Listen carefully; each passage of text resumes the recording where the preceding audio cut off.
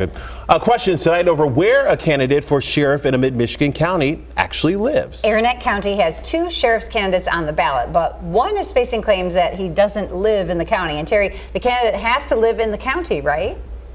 Yes, and Daniel Snyder says he does live in Arenac County in Sterling. It doesn't appear he lives at the home that is listed on his filing paperwork, but he says there's another house on the property, and that's where this gets a little confusing. This is Dan's house. Correct. He owns both homes. Renee Goik says she came to this home on Main Street in Sterling in Arenac County to pick up campaign signs for Daniel Snyder, who is running with no party affiliation for Arenac County Sheriff. She's heard the claims that Dan Snyder actually doesn't live here.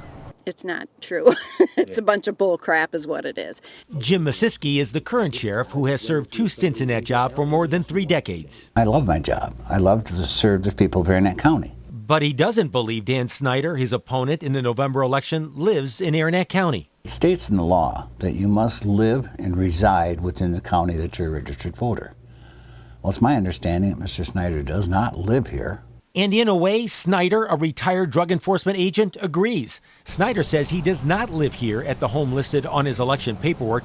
He says he lives next door, which he says is the same parcel of land, even though that home doesn't have the same address.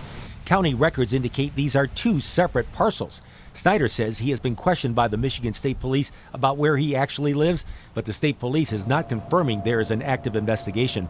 Dwayne Headley, who ran and lost in the Republican primary sheriff's race, has also questioned Snyder's residency status.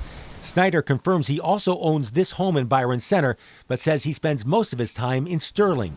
Goik says she's still supporting Snyder. They don't want Dan in there because they know Dan will clean up Arenac County a little bit. And it needs to be cleaned up a lot. You've known Dan.